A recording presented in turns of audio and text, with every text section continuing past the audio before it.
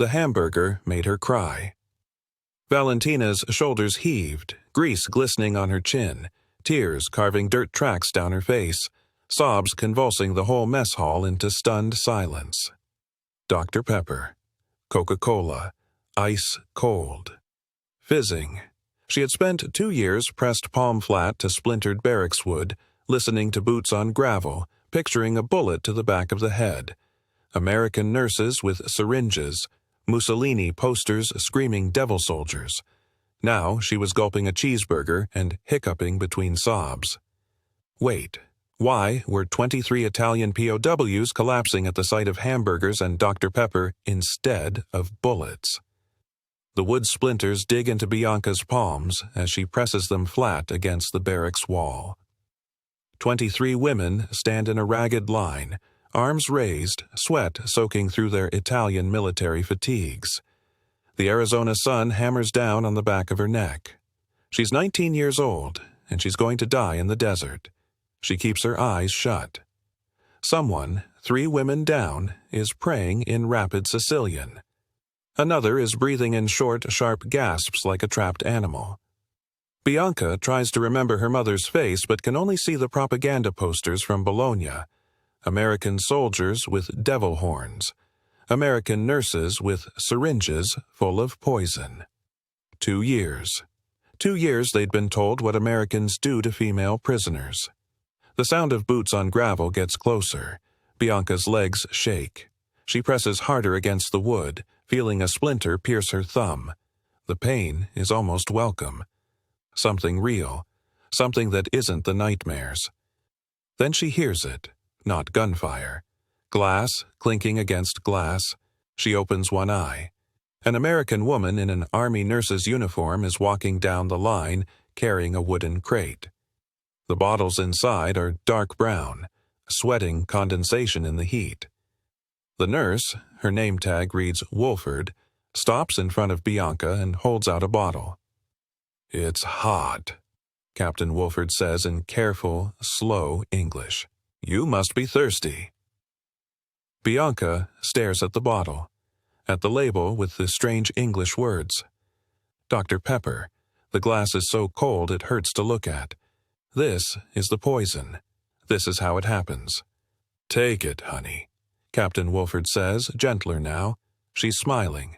Actually smiling. Bianca's hand moves without permission.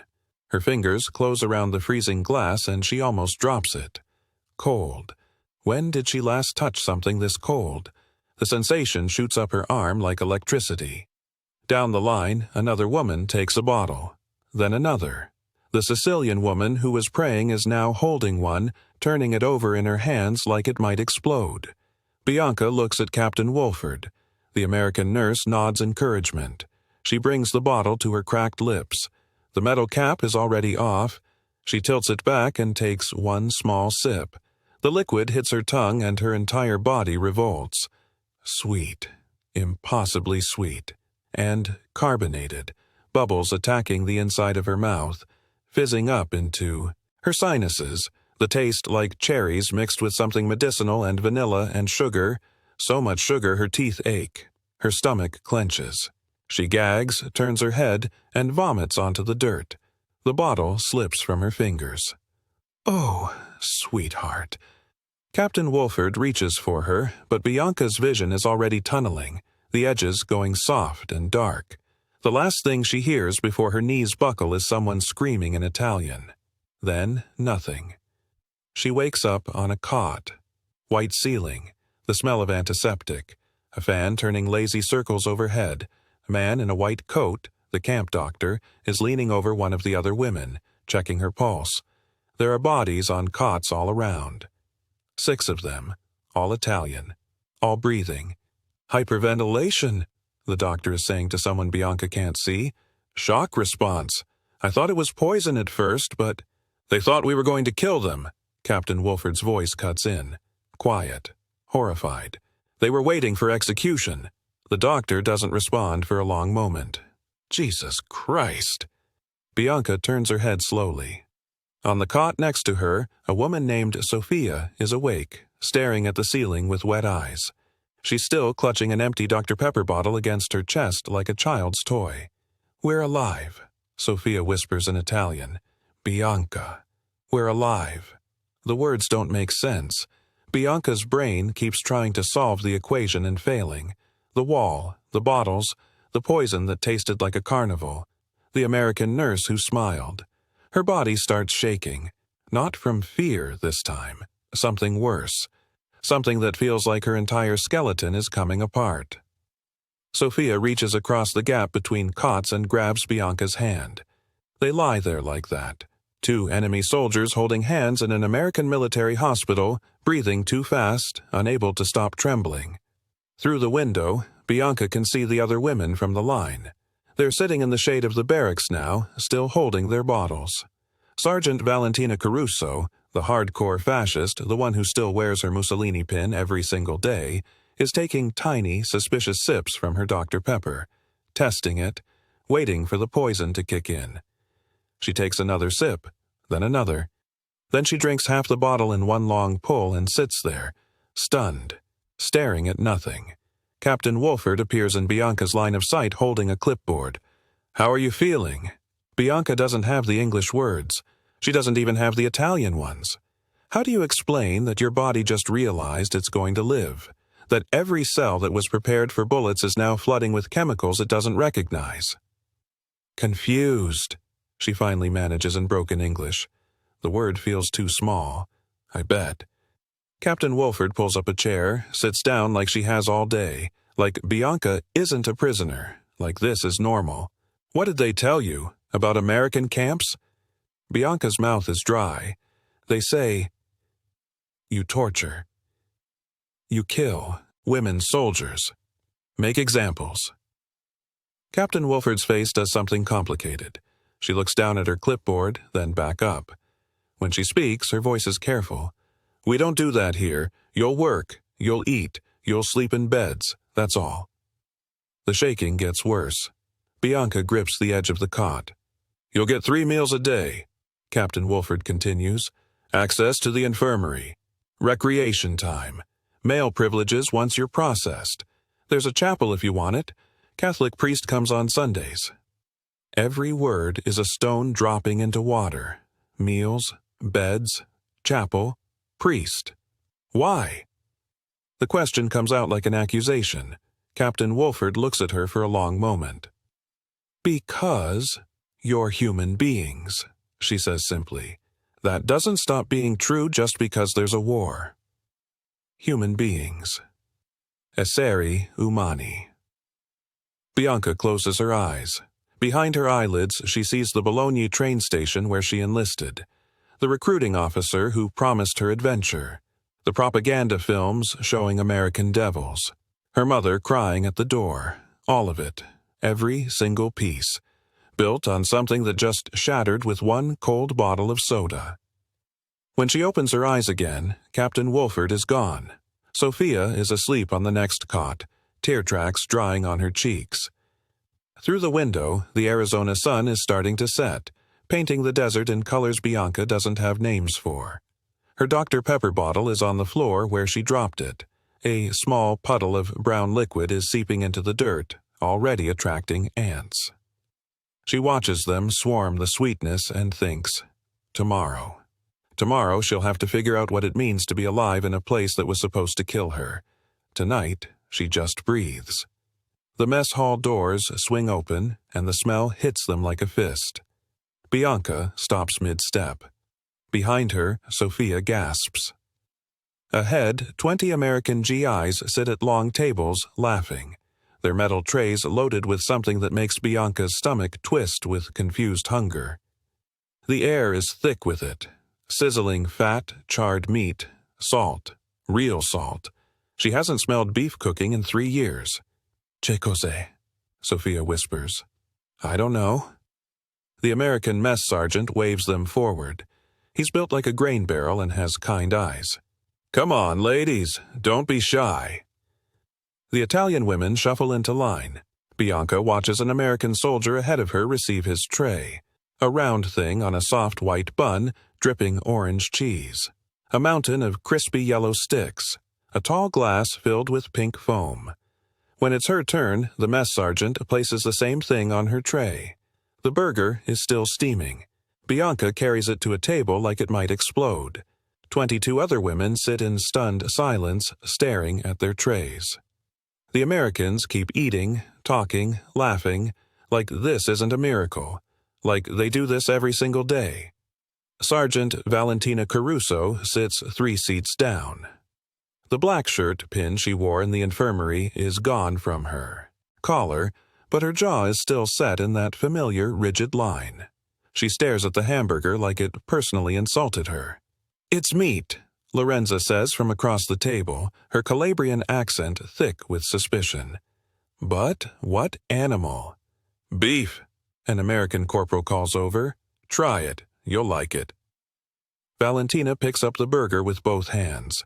She brings it to her mouth slowly, ceremonially, takes one bite. Her jaw works once, twice, then stops. A single tear streaks down through the dirt on her left cheek, then another.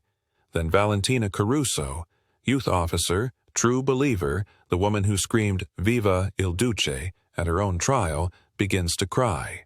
Not quiet tears, deep, gulping sobs that shake her shoulders and make her whole body convulse. An MP pushes back from his table, thinking she's choking. Valentina holds up one hand, shaking her head. She takes another enormous bite of the hamburger, still crying, grease running down her chin. She chews while tears pour down her face. "Hanno questo?" she sobs in Italian. "They have this?" The mess hall goes quiet. Forks stop moving. "We were eating boiled grass," Valentina shouts through her tears. "Boiled grass!" She takes another bite, crying harder now. She can't stop eating and can't stop crying and can't seem to do either without the other. Bianca looks down at her own hamburger. She picks it up. The bun is soft, actual wheat bread, not sawdust mixed with chestnuts. She bites down. The flavor explodes across her tongue.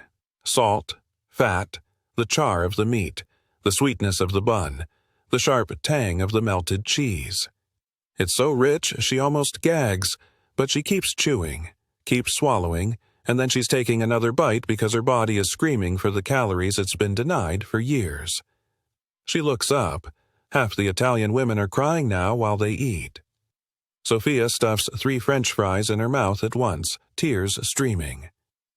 Lorenza drinks the entire pink milkshake in 4 massive gulps, then puts her head down on the table and weeps.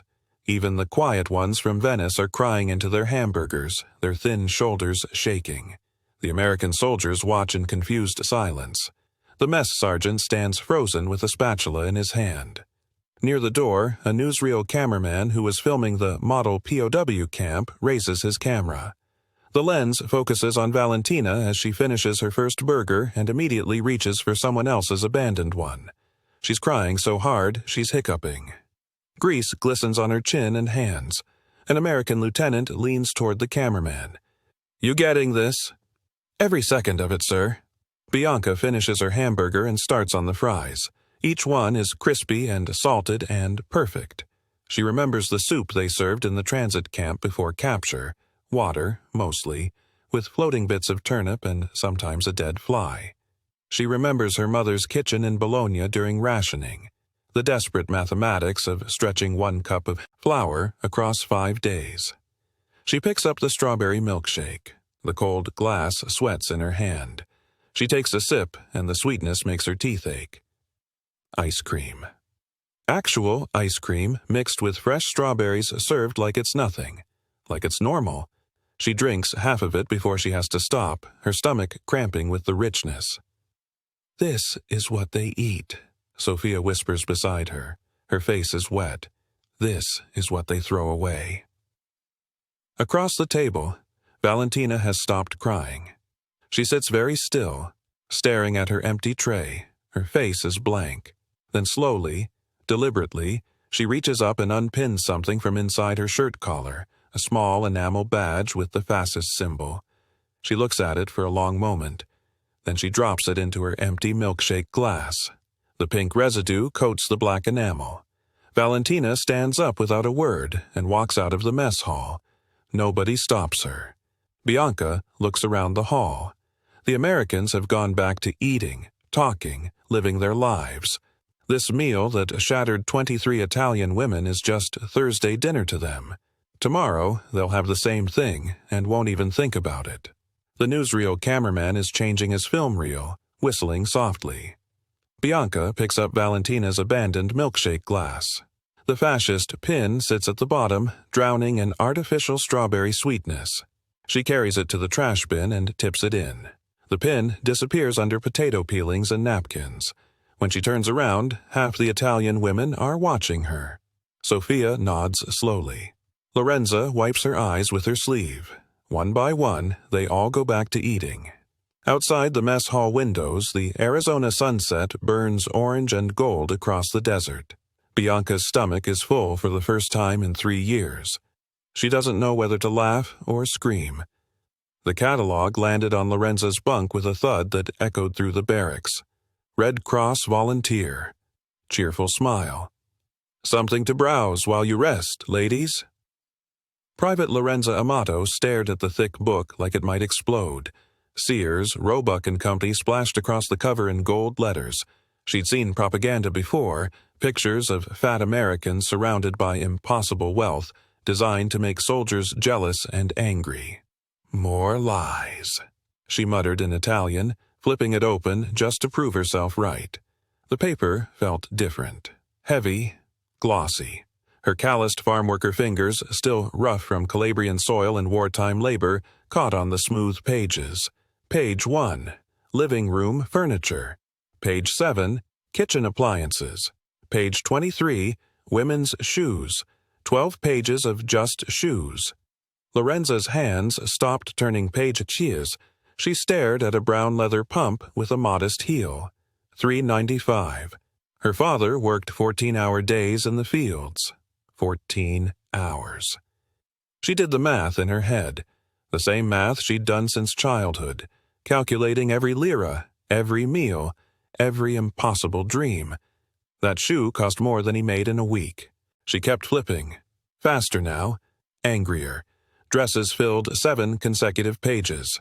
Cotton dresses, wool dresses, something called leisure wear that made no sense because who had leisure? Sweaters in colors she'd never seen in a store. A winter coat with an actual fur collar for $8.95. $8.95. 5 years. Her father would need to work 5 years to afford that coat. Lorenza threw the catalog across the barracks. It hit the wall and tumbled to the floor, pages splayed. Propaganda, she spat the word. Impossible. Fake pictures. Lies. Sophia looked up from her bunk. What's wrong? This. Lorenza pointed at the catalog like it was a weapon. They think we're stupid. They think we'll believe American secretaries can afford 12 pages of shoes. But Sophia had already retrieved the catalog. She sat on her bunk, turning pages slowly, her fingers trembling.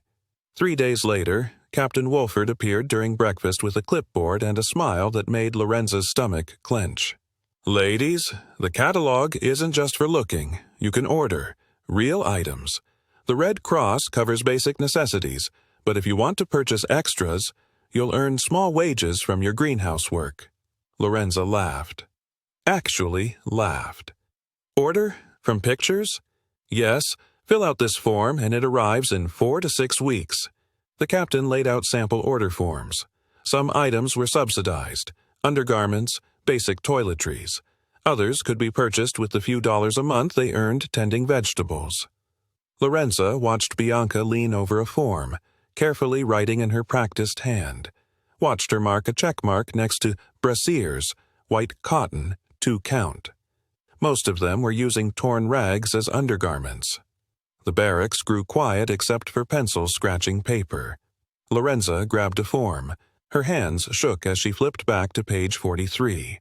The yellow sundress, bright as sunshine, with white buttons down the front and a sweetheart neckline. 4.50 cents. She'd worked for 3 weeks. She had $6.35 in her account. Her pencil hovered over the order form. In Calabria, her mother owned 2 dresses, one for daily wear, one for church. Both were the color of dirt because anything else showed stains too easily. This yellow dress would be ruined in a day on the farm. Impractical, wasteful, impossible. Lorenza wrote down the item number, her handwriting aggressive and sharp. 6 weeks felt like 6 years. She stopped asking about mail delivery, stopped watching the supply truck. When other packages arrived, Sophia's brassieres, Valentina's cold cream, Bianca's actual winter stockings, Lorenza pretended not to care. Probably lost, she told herself. Probably never existed in the first place. Then a corporal appeared in the greenhouse where Lorenza was pruning tomato plants. Package for Amato. The box was small, brown paper, her name written in typed letters. Lorenza carried it to the latrine, the only private space in camp. Her fingers fumbled with the string. The paper tore. Inside, wrapped in tissue paper so thin it felt like wealth itself, was yellow fabric. She pulled out the dress. It looked exactly like the picture. Exactly. The buttons were white, smooth, perfectly round. The fabric was soft cotton that didn't scratch. The yellow was the color of lemons, of sunshine, of things that didn't exist in wartime. Lorenza stripped off her work clothes. Her hands shook so badly she could barely work the buttons. The dress slid over her head, settled on her shoulders, fell to just below her knees. She turned to the small, cracked mirror above the sink. The woman staring back wore yellow, bright, impossible, beautiful yellow. Lorenza's reflection began to cry. Not sad tears, angry tears, furious tears that burned her throat and made her want to scream. All those years, all those lies. Mussolini said Americans were weak, decadent, wasteful. Said their abundance made them soft. Said Italy's poverty built character, strength, superiority. And here was a $4.50 dress that fit perfectly, looked exactly like its picture, and could be ordered by a prisoner of war while her father broke his back for less money than this catalog charged for a pair of shoes. Lorenza pressed her forehead against the cool mirror and sobbed. That Sunday, she walked into the camp chapel wearing the yellow dress. Every head turned. The other Italian women still wore their military uniforms or the drab work clothes issued by the camp. American soldiers wore their service uniforms. The chaplain wore black. Lorenza wore sunshine. She took her usual seat next to Sophia, who stared openly. Valentina, 3 rows back, made a small sound in her throat. The service happened around her. Lorenza couldn't focus on prayers. She kept looking down at the yellow fabric, at the white buttons, at the proof of everything she'd lost believing in lies. After Mass, Sophia touched the fabric gently. "It's beautiful." "It's real," Lorenza whispered. "That's what makes me angry. It's all real." By Monday morning, 3 order forms appeared on Captain Wolford's desk. 3 different women. Same dress, same page, same yellow. The catalogs kept coming. Thicker editions, spring collections, summer wear. Lorenza stopped throwing them against walls. She studied them like enemy intelligence, marking pages, calculating prices, comparing her entire childhood economy against a single department store's inventory. One catalog advertised a washing machine for $89.95. Her mother washed clothes in a river, had washed clothes in a river her entire life. Her grandmother had washed clothes in that same river. For $90, an American housewife could buy a machine to do it instead. Lorenza found Captain Wolford in the admin building. "The prices, in the catalog. They're real? Americans really pay these amounts?" "Yes." The captain looked up from her paperwork. "Why?" "A washing machine is $90. "That sounds about right. Maybe cheaper if you find a sale." Lorenza gripped the catalog so hard the pages crumpled. "My mother uses a rock and a river. Her mother used the same rock. Probably her mother's mother." Captain Wolford's expression shifted, softened. "I'm sorry." "Don't be sorry." The words came out sharp. "Be—" Lorenza didn't have the English word. She switched to Italian, then back. "How do you live like this and think other people are human? How do you have washing machines and 12 pages of shoes and think we are the same? The captain stood, walked around the desk. We don't. Not really. Most Americans have no idea how the rest of the world lives. They should. Lorenza's voice cracked. They should know what they have, what we don't, what we never had. She left before the captain could respond, the catalog still clutched in her hands. That night, Lorenza sat on her bunk and wrote a letter home. She described the catalog in careful detail. The shoes, the dresses, the washing machines. She included prices, converted to lire, calculated against her father's wages. She sealed the letter, addressed it, and handed it to the mail officer. Her family would think she'd lost her mind, or that American propaganda had broken her. But every word was true. That was the part that hurt most. The yellow dress hung in her footlocker. She wore it every Sunday. By the 4th week, Sophia appeared in the same dress. Then Bianca. Then a woman named Claudia who never spoke much but who smiled when she buttoned the white buttons. 4 women in identical yellow dresses sitting in chapel pews, looking like they'd stolen sunshine from the Arizona sky. Valentina, still wearing her faded military shirt, stared at them with an expression Lorenza couldn't read. After the service, Valentina approached. The dress, it's really from the catalog? Really $4.50? Yes. And it came, like the picture.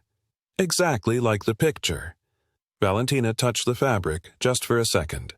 Her face did something complicated. I want to order something, but I don't know how to decide. Lorenza handed her the catalog. Pick something impossible. That's what I did.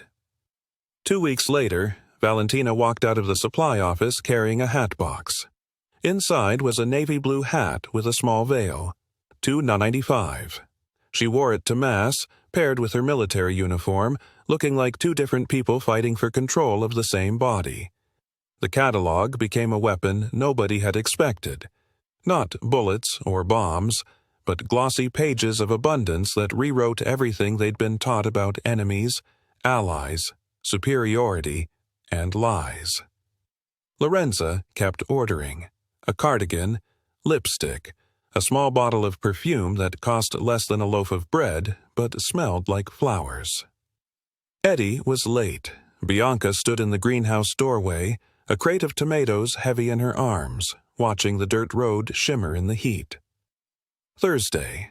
Always Thursday at 2 o'clock, and Eddie was never late, she set. The crate down harder than she meant to. A tomato rolled out, splitting on the concrete. Red pulp spread across gray stone like blood. She stared at it, her chest suddenly tight. What if they'd found out? What if someone had seen them last week when his hand had lingered on hers while reaching for the delivery sheet? 5 seconds, maybe 6. Long enough for everything to change. The sound of boots on gravel made her spin around. Eddie walked toward her carrying something wrapped in a white cloth. Not his usual clipboard, not his work face either. He was grinning like a kid with a secret. "You're late," Bianca said in English, the words still clumsy in her mouth. "Worth it." He pulled back the cloth. 2 wooden sticks, each holding something impossible. Frozen cream, orange and white swirled together, already starting to melt in the Arizona sun. Bianca had seen ice before. Bologna had ice in winter. But frozen cream? Cream turned into something you could hold, eat with your hands like bread? "Creamsicle," Eddie said, holding one out to her. "From the commissary. Had to trade my lunch for them." She took it carefully, like it might break. The cold bit into her palm. Little droplets were already forming on the surface, racing down toward her fingers. "Lick it," Eddie demonstrated with his own, "before it melts." Bianca touched her tongue to the orange ice, the shock of cold, then sweetness, sharp citrus mixed with something soft and vanilla that she'd never tasted together before. Her eyes went wide. She licked again, faster, then bit into it. The texture was wrong and perfect at the same time, dissolving on her tongue into flavors that made her dizzy. She ate faster, chasing the melting edges, trying to taste everything before it disappeared. Pain shot through her forehead, sharp and sudden like someone had driven a nail between her eyes. She gasped, pressing her free hand to her temple. Eddie laughed. Actually, laughed. Brain freeze. Means you're eating it right. My head, Bianca managed, still clutching the creamsicle. It'll pass. 30 seconds. Keep eating. The pain faded as quickly as it came. Bianca finished the creamsicle in silence, not wanting to waste a single drop of the vanilla cream melting down the stick. When she finally handed the empty stick back, her fingers were orange and sticky. "We have nothing like this," she whispered. The words came out in Italian first, then she forced them into English.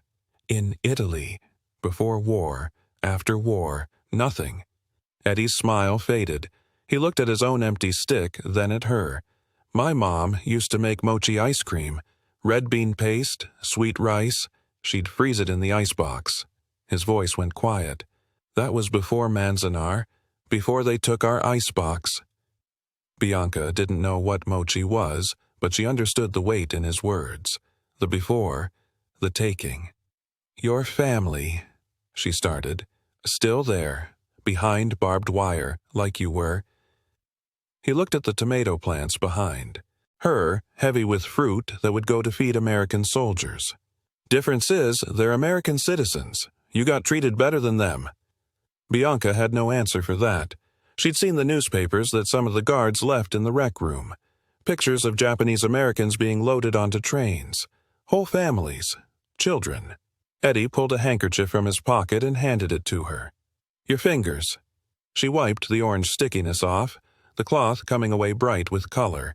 When she tried to hand it back, he shook his head. "Keep it." Their fingers touched as she took the handkerchief. His hand didn't pull away. Neither did hers. They stood like that for 3 seconds. 5, 10. His palm warm against hers, both their hands sticky with melted creamsicle. "Next Thursday?" Eddie asked. "Next Thursday." He squeezed her hand once before letting go. Then he picked up the crate of tomatoes like nothing had happened, like they hadn't just broken 5 different camp regulations, like his family wasn't in a prison camp while he fell for an enemy soldier. Bianca watched him walk back down the dirt road, the white cloth tucked into his back pocket. Her hand still felt warm where he'd held it. She went back into the greenhouse. The humid air wrapped around her like a blanket, thick with the smell of growing things. Sophia was weeding between the pepper plants, her yellow sundress already soaked with sweat. "You were gone a long time," Sophia said without looking up. "The delivery took longer." "I'm sure it did." Sophia sat back on her heels, dirt on her knees. She was smiling. "Your lips are orange." Bianca's hand flew to her mouth. She could still taste the creamsicle, citrus and vanilla and impossible sweetness. "He gave you something," Sophia said. Not a question. "Frozen cream. On a stick." "Madonna." Sophia stood up, brushing dirt off her dress. "What did it taste like?" Bianca tried to find the words in Italian, then in English, but neither language had what she needed. "How do you describe something that doesn't exist in your world? Something so abundant, so casual, that a man could trade his lunch for 2 of them just to make a girl smile." "Like America," she finally said. Sophia laughed, the sound echoing off the greenhouse glass. "Everything here tastes like America. The hamburgers, the Coca-Cola, the chocolate. Even the air tastes different. Fatter, sweeter." She wasn't wrong. Back home, air smelled like exhaust and cabbage soup and fear. Here, it smelled like grease and coffee and endless food. "Lorenza got another package yesterday," Sophia continued, going back to her weeding. "A cardigan. Powder blue. She wore it to breakfast like she was going to the opera. She ordered perfume too. I saw it in the catalog. We're all doing it now. Valentina got a hat with a veil. Can you imagine? Sergeant Caruso, the black shirt, wearing a hat from Sears like she's going to tea in Chicago." Bianca knelt down next to her friend, pulling weeds from around a tomato plant heavy with green fruit. "Do you think about going back?"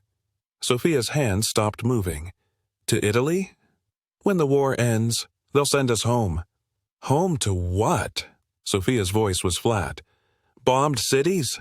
No food? The same poverty we left?" She pulled a weed so hard the roots came up with a clump of dirt. I wore shoes with cardboard soles for 3 years, Bianca. Cardboard. Here I have real leather. 2 pairs. Your family can come here. I'll send for them. Work in a factory, save money. Sophia looked at her directly. You think I'm going back to sleeping 4 to a bed and eating polenta 6 days a week? After hamburgers? After milkshakes? After seeing what normal people have in this country? Normal people. As if Americans were just regular humans who happen to have frozen cream on sticks. Eddie's family is in a prison camp, Bianca said quietly. I know. But he still gave me a creamsicle. Sophia smiled, sad and knowing. That's why you like him. Bianca didn't deny it. What was the point? Sophia had eyes. They worked in silence for a while, the greenhouse warm and close around them. Outside, someone was playing American music on a radio, big band jazz, all trumpets and drums. The sound drifted through the open vents. Next Thursday, Sophia said eventually. When you see him again, ask him what flavor they have besides orange. Bianca looked at her friend. Sophia was grinning.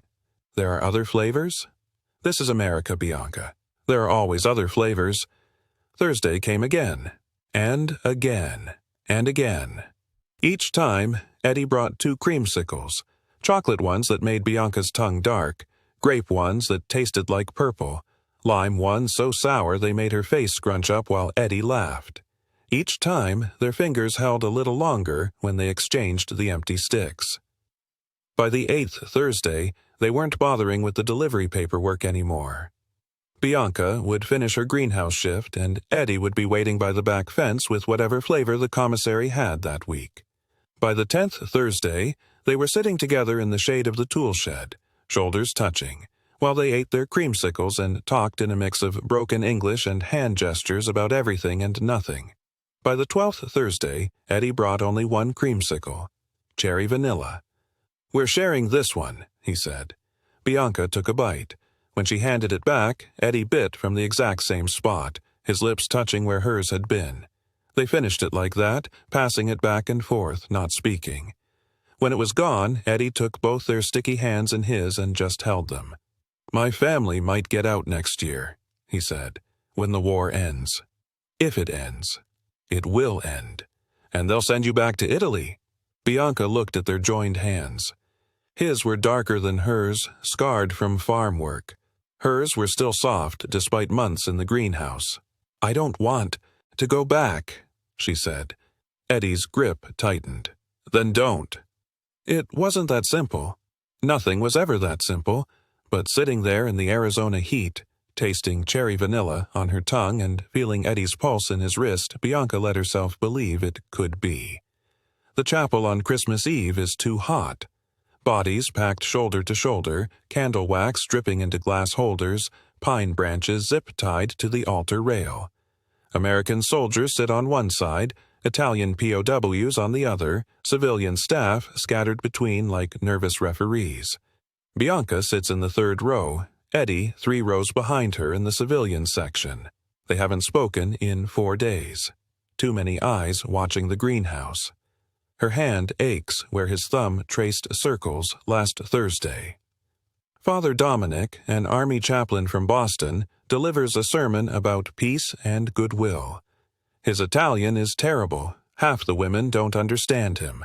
They stand when everyone stands, sit when everyone sits, mouths moving silently. Then he opens the floor for testimony. 2 soldiers share stories. A nurse talks about missing her sister. The chapel settles into polite, drowsy warmth. Valentina Caruso stands up. The scrape of wood on concrete. 23 heads turn. The former black-shirt sergeant hasn't spoken in group settings since the hamburger incident 3 months ago. She walks to the front in her navy hat with the veil, the one from the Sears catalog, worn over her faded uniform. She grips the lectern. Her knuckles go white. I was fascist, she says in English. The words are careful, practiced. Real fascist. I believe America is weak, fat, coward. A Texas MP shifts in his seat. The chapel goes absolutely silent. I believe you torture us. Kill us. This is what Mussolini say. This is what officers say. Her voice cracks. I believe this. 2 years. Bianca's chest tightens. Beside her, Sophia's rosary beads stop moving. You give me hamburger. Valentina's hands shake against the wood. You give me coat. You give medicine when I am sick. You give catalog. You let me go to Mass. She looks up. Tears stream down her face, catching the candlelight. You treat me like... She doesn't know the word. Switches to Italian. Umana. Human. Her voice breaks completely. Mussolini, say you're devil, but you are... She can't finish. Just stands there crying, shoulders heaving. The silence stretches for 5 seconds. 10. Then someone in the back row starts clapping. A slow, deliberate rhythm. 1 person. Then another joins. Then 5. Then half the chapel is applauding while Valentina covers her face with both hands, sobbing into her palms. Lorenza is crying. Sophia is crying. An American nurse in the second row wipes her eyes with her sleeve. Bianca turns slightly. Eddie's face is wet. He mouths something she can't read. Father Dominic doesn't know what to do. He walks over, puts a hand on Valentina's shoulder. She folds into him like a child, still crying. The applause fades. People sit. Someone starts singing Silent Night in German, then Italian, then English, all 3 languages tangling together in the candlelit dark. Bianca's hands tremble in her lap. May 1945. The war in Europe ends on a Tuesday. The announcement crackles through the camp loudspeakers at 0600 hours. Women pour out of the barracks in nightgowns and bare feet, screaming, crying, holding each other. The war is over. Italy surrendered 2 years ago. Germany just fell. They're going home. Captain Wolford posts repatriation schedules on the bulletin board outside the mess hall. Ships leaving from New York in June, processing in Rome, return to families. Bianca stares at the paper. Her name is on the list. Rossetti, Bianca. June 14th, departure. Eddie finds her by the greenhouse that afternoon. He doesn't bring creamsicles, just stands there with his hands in his pockets. You leaving? He asks. Bianca pulls a tomato off the vine, still green, not ready. I don't know. That night, Sophia spreads Sears catalogs across her bunk like maps of foreign countries.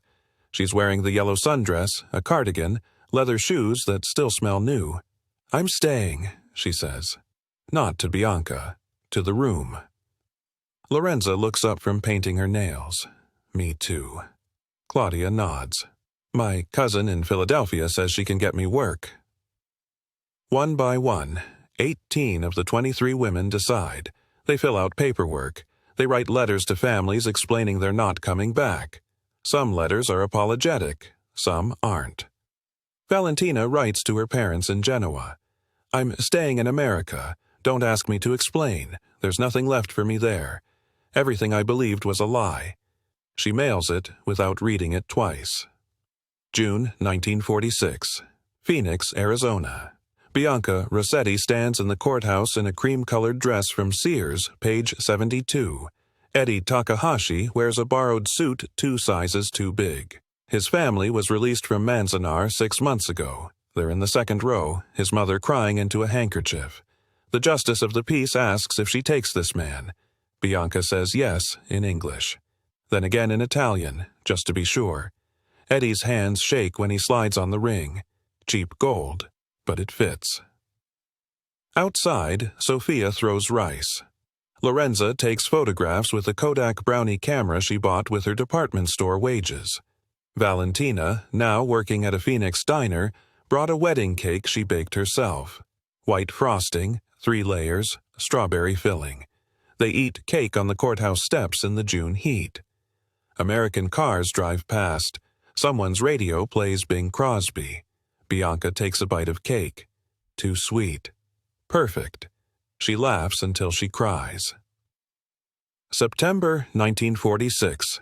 U.S. Army Intelligence Office, Florence. Major Douglas Peterson sits across from Lorenza Amato, now 24, wearing cat-eye glasses and victory red lipstick. She works at Goldwater's department store downtown, makes more in a month than her father, made in a year. "We're trying to understand," the major says, tapping his pen against a notepad, "why so many of you refused repatriation." Lorenza lights a lucky strike. American tobacco. Smooth. "You want to know why?" "Yes, ma'am." She leans back, exhales smoke toward the ceiling. "Go back to Italy. Eat what we ate. Boiled grass, watery soup, bread with sawdust." She taps ash into a tray. "Then come here. Have a hamburger. Have a milkshake. Buy a dress for $5. The major writes something down. "You didn't defeat us with guns, Major." She gestures at everything. Her cigarette, her outfit, the Coca-Cola bottle sweating on his desk. "You defeated us with this." "With what?" "Abundance." She says it in English, then Italian. "Abbondanza. We had no word for it before. We thought the whole world was starving. We thought everyone was cold and hungry and fighting for scraps." She takes a long drag. "Then you gave us Dr. Pepper, and hamburgers, and Sears catalogs, and we realized—" Her voice cracks slightly. "We realized we'd been lied to about everything." The major stops writing, looks up. "You gave us creamsicles," Lorenza says quietly.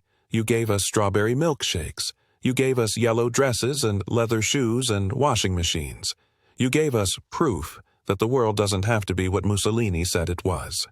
She stubs out the cigarette. "So, no, I'm not going back. None of us are. Because you can't untaste a hamburger, Major. You can't unsee a Sears catalog. You can't forget what it feels like to be full." The major closes his notepad. Lorenza stands, smooths her skirt, picks up her purse. "Is that enough for your report?" He nods. She walks out into the Arizona sunshine, where Sophia is waiting in a Chevrolet they bought together, split down the middle. Valentina is in the back seat wearing sunglasses. They drive to Bianca and Eddie's apartment for dinner. Meatloaf, mashed potatoes, string beans, ice cream for dessert. 5 former enemies sitting around a table, speaking broken English and laughter, making plans for the future. Valentina raises a glass of Coca-Cola. "To hamburgers," she says. They all drink. Outside, the desert sky turns purple and gold. Somewhere, a radio plays jazz. Somewhere, Lorenza's letter reaches Calabria, and her mother reads about a daughter who found a world she didn't know existed. A world that tasted like orange creamsicles and abundance. A world that offered second chances to girls who used to stand against walls waiting to die.